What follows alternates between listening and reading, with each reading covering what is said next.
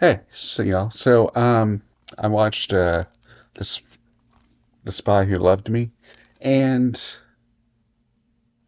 yeah, it's gonna be just like it's vastly different from a short story, or the novel. It's a short novel. It's like a novella.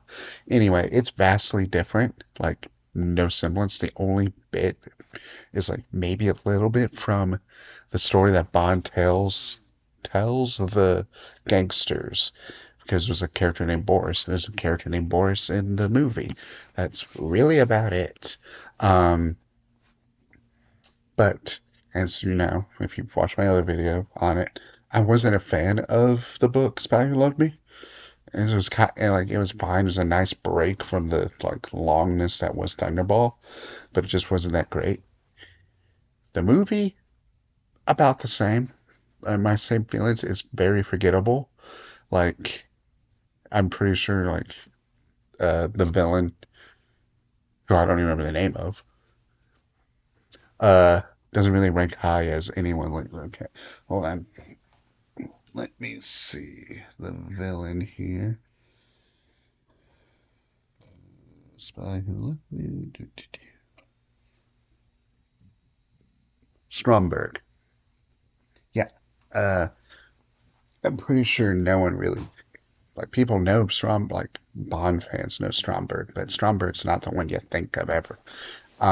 Even Barbara Bach, like, is not a memorable Bond girl at all. She barely does much of anything, and I feel like her main thing is just her eyes.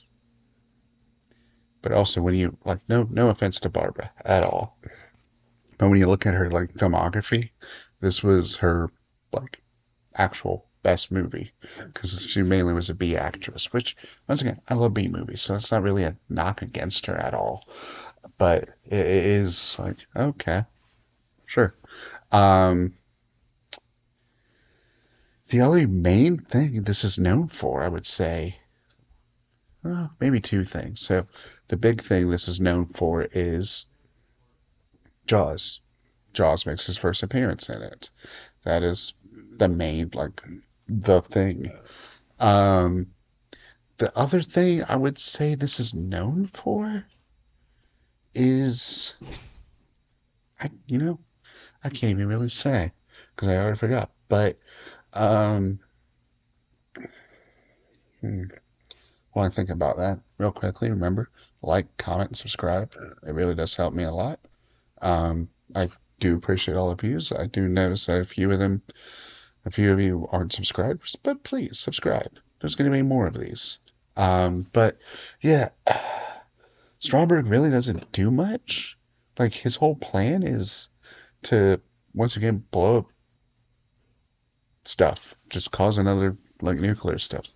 The nuclear fault, like causing a mini war between Russia and the U.S. seems to be the fallback for a lot of these villains.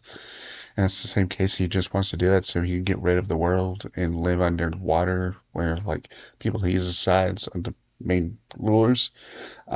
Which fair enough, I guess. That's like approaching anime villain territory. Or not anime, RPG villain territory. Like, yeah, I feel like this would have been better if we actually saw his underwater like city, because he planned like underwater city. If he planned an underwater city and you could see it, I'd be like, hey, this has Rapture vibes. That'd have been really cool. Um, trying to even think like what else is there? Like the Egypt set was cool, like the part in Egypt, but and like the design of the layer and stuff was cool. Yeah, but beyond him working with Russia a little bit and stuff, there's really not much there. They'd be like, oh, this is one of the ones that people think about. Like, I'm sure it ranks low for a lot of Bond fans because it's just very forgettable villain, like forgettable stakes really, because it's the same stakes as anything. Um, Forgettable Bond girl for the most part. Her only redeeming factor is that she's another agent from Russia. That's it. Um, there's really not much there.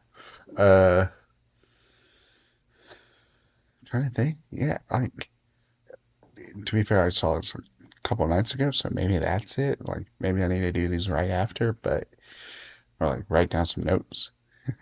But yeah, there's not much. Hmm.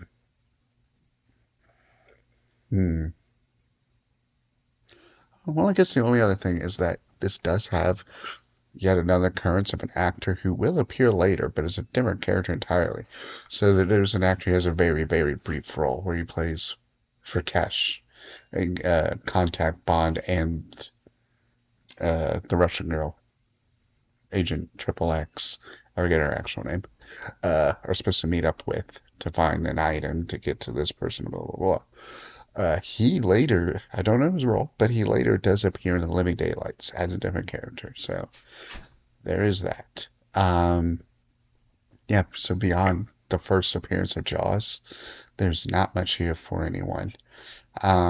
It's a step up from Golden Gun, but a step up from Golden Gun is not that big of a step up, to be honest. Yeah, like Moore has a really rough start.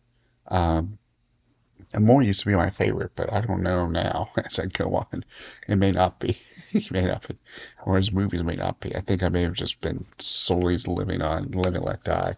That's my opinion on him. Uh, but yeah, there's not much there. So